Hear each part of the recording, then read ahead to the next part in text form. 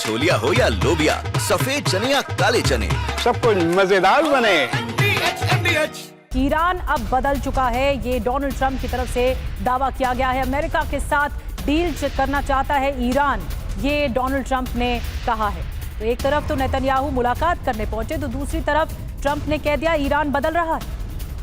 अमेरिकी राष्ट्रपति ने ईरान पर क्या कहा आपने सुना, लेकिन रूस पर भड़क गए अमेरिकी राष्ट्रपति ट्रंप। यूक्रेन की सैन्य मदद अमेरिका बढ़ाएगा और हमें यूक्रेन की मदद करनी होगी। ट्रंप का एक और बयान जहां यूक्रेन की मदद करने की बात कही और कहा कि यूक्रेन की सैन्य मदद अमेरिका बढ़ाएगा, यानी साफ है अब कि रूस पर और ज्यादा भड़क रहे हैं अमेरिकी राष्ट्रपति डोनाल्ड ट्रंप।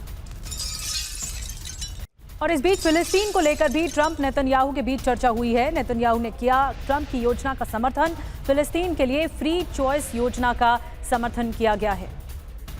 फिलहाल अब जानिए कि आखिर क्या है ट्रंप की ये फ्री चॉइस योजना। पहली तीन बड़ी बातें आपको यहां बता दूं, क्योंकि गाजा के पुनर्विकास के लिए ट्रंप की इस योजना के बारे में खबर है। फिलिस्तीनियों को दूसरे देश में भेजने का प्रस्ताव है। नेतन्याहू ने इस विचार का समर्थन भी किया है। हालांकि तीन बड़ी बातें आगे और हैं, जहां अमेरिका गाजा का स्वामित्व से ले सकता है और आर्थिक रूप से विकसित भी कर सकता है। दुनिया के दूसरे देशों के लोग रह सकते हैं।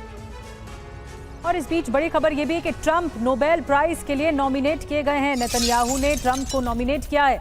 ट्रंप नोबेल शांति पुरस्कार के हकदार हैं, ये बेंजामिन नेतन्याहू की तरफ से कहा गया है। इससे पहले पाकिस्तान भी कह चुका है, अब इजराइल कह रहा है। नेतन्याहू की तरफ से कहा गया है कि ट्रंप हकदार हैं शांति पुरस्कार के लिए।